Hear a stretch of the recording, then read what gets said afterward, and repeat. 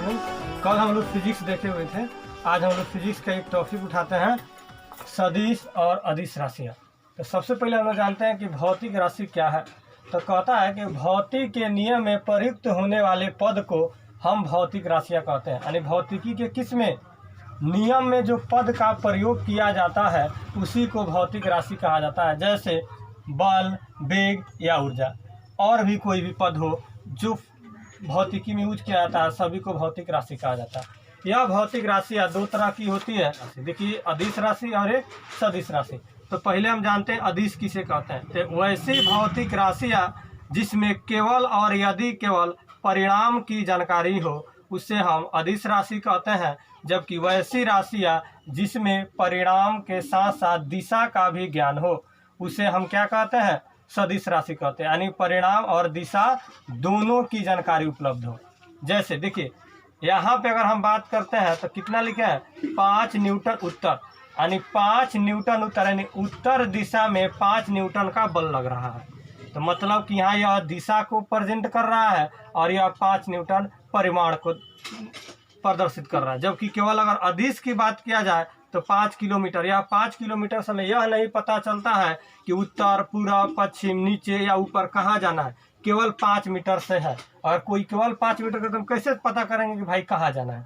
Suppose मान लीजिए जैसे हम बेतिया से अभी हैं और बेतिया से कहा कि हमको 5 किलोमीटर जाना है, तो भाई बेतिया से 5 किलोमीटर किस दिशा में जाना है तो हम किसी आदमी को तो आइडेंटिफाई नहीं कर पाएंगे। लेकिन वही कोई आदमी को दे कि हम 5 किलोमीटर उत्तर है तो हम तो समझ जाए कि बेतिया से जो उत्तर दिशा की तरफ रोड जाती है उसमें हमको 5 किलोमीटर जाना है। तो देखिए यहाँ से कन्फर्म हो गया। तो ये हमारा सदिश है। जिसका कोई दिशा हो वह सदिश हो, बिना दिशा वाला हो तो अदिश कहलाएगा। चलिए देखिए, जैसे हमको यहाँ एक फिगर दिया गया है, एक बालक पॉइंट ए से बी गया, बी से सी गया और सी से कहाँ गया, डी गया। अगर कहा जाए यह टोटल इसका सदिश अदिश के हिसाब से यह कितना दूर चला गया, तो इसको देखिए हम क्या करेंगे, सिंपल इसे जोड़ देंगे, A B plus B C और प्लस क्या चीज, सी डी।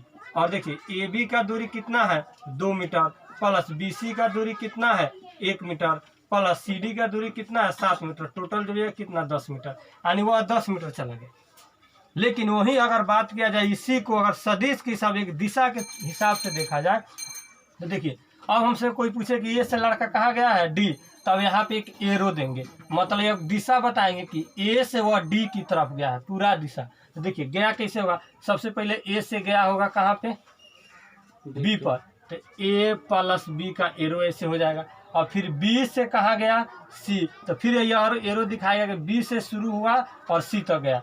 फिर प्लस सी से कहाँ आया, डी, मतलब हमें अब यहाँ एक फिर एरो देंगे कि सी से लड़का कहाँ गया, डी। लेकिन अब हमको अगर एक कोई पूछे कि भाई अब टोटल दूरी कितना हुआ, तो हम टोटल दूरी नहीं बता पाएंगे, क्योंकि सदिश कहता है कि शुरू से और लास्ट से मतलब बीच में कहाँ गया उससे कोई मतलब नहीं है। मतलब एक्चुअल कितना होगा, ए से हम केवल डी को जो रेखा मिलाएंगे वही हमारा इन सभी का सदिशीय योग होगा। मतलब हम कह सकते हैं कि यह vector A D equal to होगा vector A B plus vector B C plus vector C D. अब इसका एक रूल होता है निकालने का जो हम आगे पढ़ेंगे। अब देखिए इसमें कहते हैं कि अगर मान लीजिए पॉइंट ए से अगर हम बी जाते हैं तो जहाँ से शुरू करते हैं उसको हम पूंछ यानी इंग्लिश में टिल कहते हैं, और जहाँ पे ख़त्म करते हैं उसको हेड यानी सिर कहते हैं। अब कह सकते हैं वेक्टर ए से अगर हम बी गए तो देखिए एरो से दिखा देंगे ए से बी की तरफ, 2 मीटर हमारा हो गया, मतलब ए से बी गए 2 मीटर। आगे देखिए, अगर यहाँ हमको दिया गया वेक्टर ए से बी की तरह गया 5 मीटर और हमसे कोई पूछे कि ए से बी के क्या मान होगा, तो हम केवल लिख देंगे कितना, 5 किलोमीटर। लेकिन अब कोई कहे बी से ए की तरफ, तो बी से देखिए यहाँ दिया गया है बी से ए, अगर वेक्टर बी से ए आए तो अब तो उल्टा हो गया। तो ध्यान रखिएगा फिजिक्स में अगर जिस दिशा में चला जाए उसे प्लस लेके चलते हैं, क्या लेके चलते हैं, प्लस, और ठीक उस दिशा का उल्टा काम कर दे तो हम माइनस लेते हैं। अब हमको बी से कहाँ आना है, ए की तरफ, यहाँ तो दूरी हमको 5 किलोमीटर दिया गया है, बी से ए की तरफ, तो अब इसको केवल हम लोग -5 किलोमीटर ले लेंगे। मतलब क्या होगा, दिशा चेंज होते ही हम माइनस का साइन देंगे। इसका मतलब हम कह सकते हैं कि वेक्टर ए बी बराबर होगा माइनस वेक्टर बी ए के। देखिए जब दिशा चेंज होगा तो केवल माइनस का साइन हो जाएगा, इसको हम याद रखेंगे, हमेशा हमारे पास यूजेबल होगा। एक और बात ध्यान रखिएगा, मॉड ऑफ ए, अगर कोई वेक्टर दिया गया उसके सब मॉड लगा दे, मॉड का मतलब तो परिमाण यानी मैग्नीट्यूड, तो यहाँ से साइन हट जाता है, केवल उसका वैल्यू बच जाएगा। केवल क्या बच जाएगा? वैल्यू बच जाएगा। जैसे मान लीजिए हमको लिखा हुआ है 5 न्यूटन, मान लो उत्तर, और इस पर अगर मॉड लगा दिए, इसका मतलब केवल हो गया 5 न्यूटन। अब उत्तर जो दिशा था वो दिशा हट गया, वो आगे हम पढ़ेंगे कैसे क्या करना है। चलिए यहाँ पे देखते हैं, अगर ए का अगर हम वैल्यू, वेक्टर ए बी का वैल्यू कितना है? 5 किलोमीटर, तो मैग्नीट्यूड भी कितना होगा? 5 हो जाएगा किलोमीटर, यानी इसमें दिशा नहीं रहेगा। वहीं अगर हम बात करें बी ए का, तो उल्टा भी चलेंगे तो हमारा उल्टा क्या होगा? उल्टा जैसे बी ए बराबर हमको यहाँ कितना है? -5 किलोमीटर, लेकिन माइनस के मॉड लगा देने से दिशा का कोई मतलब नहीं है, तो केवल कितना हो जाएगा? 5 किलोमीटर। देखिए जब मॉड नहीं था तो भैया उसमें दिशा का लेना था, जैसे मॉड लगाई तो केवल परिणाम से मतलब है, दिशा से कोई मतलब नहीं। तो देखिए उल्टा भी है, यहाँ मॉड लगा हुआ है, यानी तो परिमाण निकालना है, इसीलिए 5 किलोमीटर, या माइनस नहीं लेंगे। तो हम कह सकते हैं कि mod of A vector equal to होगा mod of B vector A के, मतलब यह दोनों आपस में बराबर हो जाएगा, उल्टा और सीधा कब? जब दोनों मॉड की बात किया जाए। चलिए आगे हम देखते हैं, अगर ए से किसी लड़का को बी जाना है, बी से कहाँ जाना है? सी, तो हम डायरेक्ट का ए सी में कितना दूरी तय किया, तो आइए इसको हम जोड़ेंगे, तो vector A B plus vector B C, सीधा दिशा है तो सीधा जाना है, तो डायरेक्ट हम जोड़ लेंगे कितना? 2, फिर इसी दिशा में आगे बढ़ना 3, तो कितना हो गया? 5 मीटर। वैल्यू क्या आ गया? प्लस। तो कह सकते हैं सदिश का योग यहाँ पे क्या आ गया? पॉजिटिव, यानी धनात्मक आ गया। यहाँ देखिए 2 सदिश का जोड़ हमारा क्या मिल गया? धनात्मक। लेकिन यही बात अगर यहाँ पे करें, कोई लड़का ए से कहाँ गया? बी, 5 किलोमीटर, लेकिन उसी लड़का को कहा जाए भैया तुम बी से फिर रिटर्न आ जाओ, ये पर जहाँ गए हो वहीं पर रिटर्न आओ, तो फिर वो बी से ए की तरफ आएगा। अब इसका जोड़ के देखिए, तो ए से जब बी गया तो इस दिशा में डायरेक्शन में गया, तो प्लस लेंगे तो 5, और जब उल्टा आएगा तो 5 को क्या लेना होगा? -5 बराबर कितना हो गया? 0। मतलब यहाँ पे क्या आ गया? ऋणात्मक आ गया, सॉरी यहाँ पे क्या आ गया? 0 आ गया। तब यहाँ पे हम यह कह सकते हैं कि 2 सदिशों का योग 0 भी होता है। देखिए यहाँ तो हम धनात्मक देखे थे, और यहाँ क्या देख लिए? 0 देख लिए। चलिए एक नीचे और एग्जाम्पल हम देखते हैं। जैसे अगर कोई लड़का ए से कहाँ गया? बी, तो ए से बी गया, फिर बी से लौट के आ गया सी। आइए इसका हम दूरी निकालते हैं। तो जब ए से बी जाएगा तो कितना? 3, प्लस लेंगे। जब उल्टा चलेगा तो हम लोग क्या ले लेंगे? क्या लेंगे? माइनस। तो देखो ए बी से ए कितना? 3 है, एक और बढ़ा, तो कितना टोटल आया? उल्टा कितना आया? -4। तो -4 बराबर कितना हो गया? -1 मीटर हो गया। तो देखिए यहाँ पे हमारा क्या प्रदर्शित कर दिया? ऋणात्मक। इस तरह से हम कह सकते हैं कि 2 सदिशों का जो योग होता है वो धनात्मक होता है, ऋणात्मक होता है, और क्या होता है? 0 होता है। जबकि अगर सदिश का योग हो वह उल्टा सीधा कैसा चले, हर हमेशा क्या होता है? धनात्मक होता है।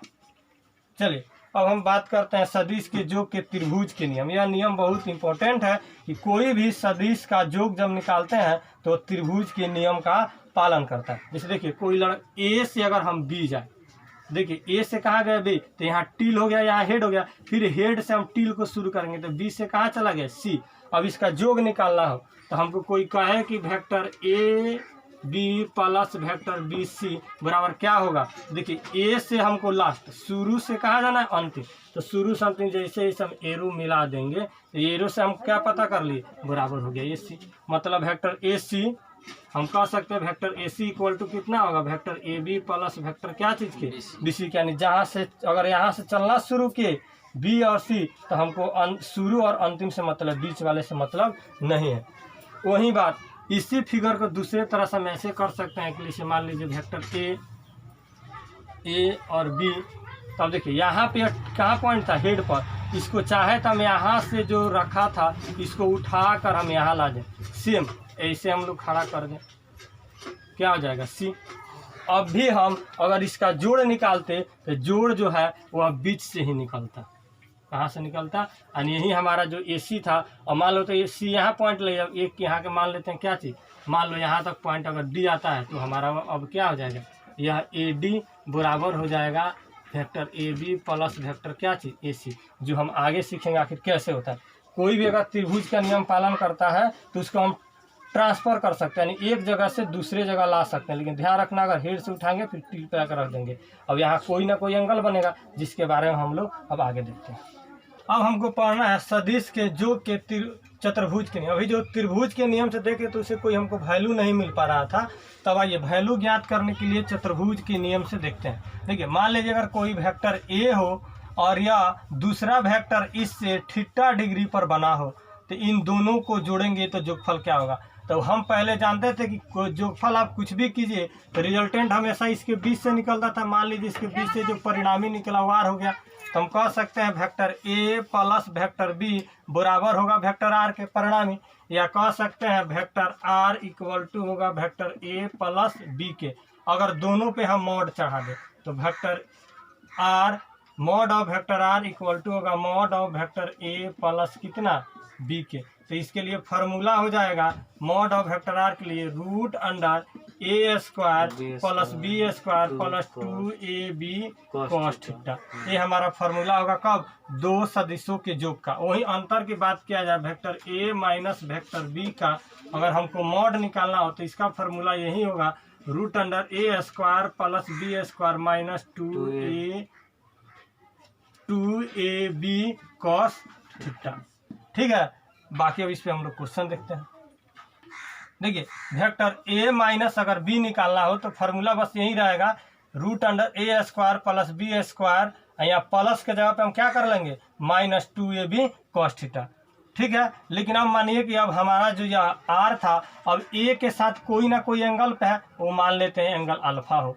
तो अब हम यहाँ पे डायरेक्शन निकालना हुआ तो फार्मूला होगा टेन अल्फा बराबर आपका B sine theta plus A plus B cos theta, और अल्फा बराबर हो जाएगा हमारा tan inverse B sine theta बटा A plus B cos theta. इससे हम रिजल्टेंट वेक्टर का क्या निकालेंगे, कोण निकालेंगे। अब आगे हम लोग क्वेश्चन चलिए देखिए, यहाँ क्वेश्चन हमको दिया है कि यदि दो बल क्रमशः 8 न्यूटन और 6 न्यूटन जो परस्पर क्या हो लंबवत हो तो उनका परिणामी बल का मान ज्ञात क्या है।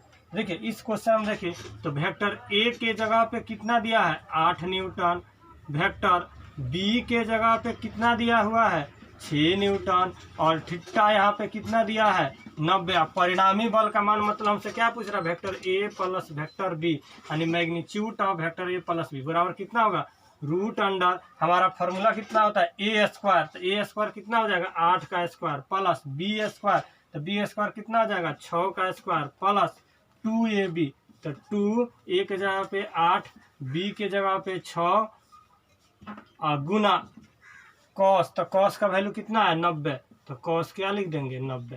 आइए आगे सोल्व करेंगे तो 8 का स्क्वायर 64, 6 का स्क्वायर कितना हो जाएगा 36 प्लस देखिए कॉस 90 का वैल्यू कितना होता है 0, और 0 में कोई चीज़ से मल्टीप्लाई कीजिए 0 बराबर कितना हो गया रूट कितना हो गया 100, और इसका वैल्यू कितना हो गया 10 न्यूटन।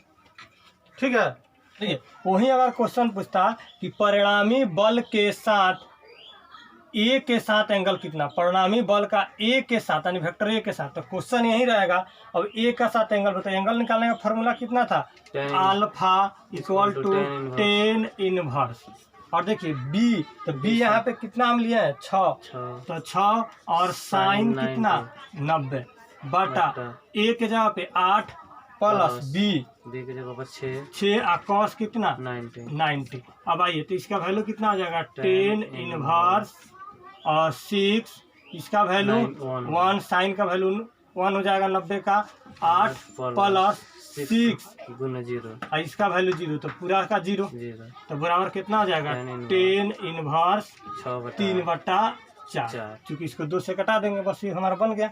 अब आगे एक क्वेश्चन देखिए जैसे हमको दिया होगा यदि mod of A plus B equal to हो मॉड ए माइनस बी, तो ए और बी के बीच का एंगल कितना होगा। तो देखिए हमको यही ना दिया हुआ है ए प्लस वेक्टर बी का मॉड इक्वल टू है vector A minus vector B का मॉड। इसका फार्मूला यहाँ हमको पता है, इसके लिए क्या हो जाएगा root under A square B square plus 2ab cos theta, इसके लिए A square B square minus 2ab cos theta, 2ab कितना cos थीटा। दोनों तरफ हम वर्ग करेंगे स्क्वायर हट जाए तो कितना होगा a square plus b square plus 2ab cos theta equal to a square b square minus 2ab कितना हो जाएगा cos थीटा। आइए और देखिए यहाँ पे a स्क्वायर से a स्क्वायर b स्क्वायर से b स्क्वायर हमारे पास कितना होगा 2ab cos थीटा, ये माइनस में तो प्लस में हो जाएगा 2ab कितना cos थीटा इक्वल टू 0। जोड़िएगा तो कितना होगा 4ab cos theta equal to कितना 0, और तो cos थीटा इक्वल टू कितना हो जाएगा 0, चूंकि 0 में कोई चीज से भाग करो तो क्या हो जाएगा 0, और cos जब 0 हो गया तो थीटा का वैल्यू कितना हो जाएगा 90। मतलब यह दोनों का बीच का एंगल कितना होगा 90 डिग्री बन गया। अगला क्वेश्चन देखते हैं। देखिए हम जानते हैं कि वेक्टर a प्लस बी का मैग्नीट्यूड होता है root under a square plus B square plus 2ab। लेकिन अगर इसका पूछा जाए दोनों का योग का महत्तम मान क्या होगा मैक्सिमम। देखिए मैक्सिमम होने के लिए जो cos है इसका वैल्यू हम क्या लें मैक्सिमम, तो cos 0 डिग्री का वैल्यू कितना होता है 1, यानी जी थीटा का वैल्यू अगर 0 डिग्री ले लें तो हमको मैक्सिमम वैल्यू मिलेगा 1। तो फार्मूला कितना हो जाएगा a square plus B square plus 2ab। आज जब रूट से का बाहर निकलेगा तो a प्लस बी का होल स्क्वायर बाहर निकलेगा तो कितना देगा a प्लस बी। इसलिए हमको महत्तम मान कितना हो जाएगा वेक्टर a प्लस बी का महत्तम मान कितना होगा a प्लस बी। वहीं अगर बात करें हम न्यूनतम मान की तो न्यूनतम मान cos 180 डिग्री का वैल्यू होता है -1, यानी थीटा बराबर कितना लेना होगा 180, तो -1 होगा। तो जैसे यहाँ माइनस करेंगे तो a square B square minus 2ab बराबर कितना हो जाएगा a माइनस बी का होल स्क्वायर, और रूट से बाहर निकला तो a माइनस कितना निकलेगा b, यानी न्यूनतम मान कितना होगा a माइनस बी। इससे संबंधित क्वेश्चन देखिए ऐसे दिया होगा क्या यदि दो सदिश बल 12 न्यूटन और 13 न्यूटन का परिणामी बल नहीं हो सकता है। देखिए इसमें तो एंगल नहीं दिया कि हम फार्मूला फुट करके बना लें, तो इसको बनाने के लिए सबसे पहले हमको निकाल लेते हैं आर मैक्सिमम। तो आर मैक्सिमम का मतलब क्या होगा दोनों को जोड़ दें तो 12 प्लस 13 जोड़िएगा तो कितना होगा 25 न्यूटन। एक निकाल लेंगे आर मिनिमम, तो मिनिमम का मतलब 12 में से छोटा घटा लो, तो 13 में से 12 को घटाएंगे तो हमारा वैल्यू कितना आ जाएगा 1। मतलब इस दोनों को आप कैसा जोड़िए कितना एंगल पे जोड़िए कम से कम मान 1 न्यूटन होगा और ज़्यादा से ज़्यादा मान कितना होगा 25 न्यूटन होगा। अब देखना इसमें कौन नहीं हो सकता है, तो 18 हो सकता है क्योंकि 1 और 25 के बीच में है। देखिए 32 नहीं होगा 1 और 25 के बीच में, तो यही मान हमारा जो है नहीं हो सकता है, जबकि 24 हो जाएगा 1 और 25 में है। ठीक इसी को दूसरे हिसाब से पूछता है कि यदि दो सदिश बल 4 न्यूटन और 18 न्यूटन हो तो परिणामी बल का मान हो सकता है। इसमें भी एंगल कोई नहीं दिया, ऑप्शन दिया हुआ है। इसको बनाने के लिए इसी तरह हम लोग क्या निकाल लेंगे मैक्सिमम। तो कितना होगा 4 प्लस 18 इक्वल टू 22, और मिनिमम 12 में से छोटा था 18 में से 4 गया तो कितना हो गया 14 न्यूटन। अब हमको जो भी मान मिलेगा वो 14 और 22 के बीच में होगा। आइए 12 उसके बीच में नहीं है, 14 और 22 के बीच में है नहीं। तो जब 14 और 22 के बीच में नहीं तो ये मान हमारा होगा ही नहीं, कट कर दिया। अगला ऑप्शन की तरफ बढ़ते हैं। 14 और 22 के बीच में 23 भी नहीं होगा, ये भी कट कर दिए। अगला ऑप्शन 5 है, तो 14 और 22 के बीच में 5 भी नहीं होगा, ये भी कट कर दिए। और 19 जो है 14 और 22 के बीच में, तो यही हमारा क्या हो जाएगा आंसर। देखिए अब हमको पढ़ना है दो सदिशों का गुणनफल। अभी तक हम लोग योग पढ़ लिए, अंतर पढ़ लिए, अब क्या पढ़ना है गुणनफल। तो सदिश का गुणनफल दो तरह के होता है, एक डॉट प्रोडक्ट और दूसरा क्रॉस प्रोडक्ट। तो डॉट प्रोडक्ट हर हमेशा अदिश राशि देता है और क्रॉस प्रोडक्ट हर हमेशा क्या देता है सदिश देता है। तो सबसे पहले हम डॉट प्रोडक्ट पढ़ लेते हैं फिर क्रॉस पे चलेंगे। देखिए डॉट में क्या होता है, तो अगर vector A dot vector B तो इसका परिभाषा होता है ए बी क्या चीज कॉस थीटा, ए बी क्या चीज कॉस थीटा। अगर इसमें मैग्नीट्यूड लगा दे तो magnitude of vector A dot B बराबर हो जाएगा ए बी क्या चीज कॉस थीटा। मैग्नीट्यूड केवल ध्यान रखिएगा दिशा को खत्म करते हैं, इसमें तो दिशा कोई है नहीं, चूंकि और एरिया क्या है अदिश, अदिश में दिशा नहीं होता, इसमें दिशा से कोई मतलब नहीं। जो वैल्यू मैग्नीट्यूड के पहले है मैग्नीट्यूड लगने के बाद भी वही होगा। चलिए अब हम इसका देखते हैं केस। अगर केस पहला यदि थीटा बराबर कितना ले ले 0, तो उस समय cos 0 डिग्री का वैल्यू कितना होता है 1 होता है। cos 0 का वैल्यू 1, तो यहाँ जैसे 1 पुट कीजिएगा तो a dot B magnitude of A vector B बराबर कितना होगा ए बी। केस 2, अगर थीटा बराबर हम कितना रख दे 90, तो कॉस 90 का वैल्यू कितना होता है 0, और 0 में कोई भी अंक से मल्टीप्लाई करो तो क्या चीज 0, यानी magnitude of vector A dot B बराबर भी क्या हो जाएगा 0। अब यदि केस 3, यदि थीटा बराबर 180, तो हम जानते हैं कि कॉस 180 बराबर होता है माइनस कितना के 1 के। तो जैसे यहाँ माइनस पुट करेंगे तो ए डॉट बी बराबर कितना हो जाएगा माइनस ए बी। ठीक है, इसका यूज हम लोग को आगे पड़ेगा वर्क एंड टाइम में, वहाँ हम लोग देखेंगे, और भी चैप्टर में पड़ेगा। चलिए अब क्रॉस में देखते हैं। तो vector A cross vector B बराबर होता है A B sine N cap. यह जो एन कैप है यही हमको दिशा के बारे में बताता है। दिशा का मतलब कि यह किस दिशा में काम कर रहा है, डायरेक्शन। जैसे हम लोग जब मैग्नेटिक पढ़े थे 10वां क्लास में, तो पढ़े थे मैक्सवेल के दक्षिण हस्त नियम, उसमें हम अंगूठा का नियम लगाते थे। वही अंगूठा के नियम या दिशा को बताया, जब दो को क्रॉस कराएंगे तो क्या दिशा होगा वो हम लोग आगे देखेंगे।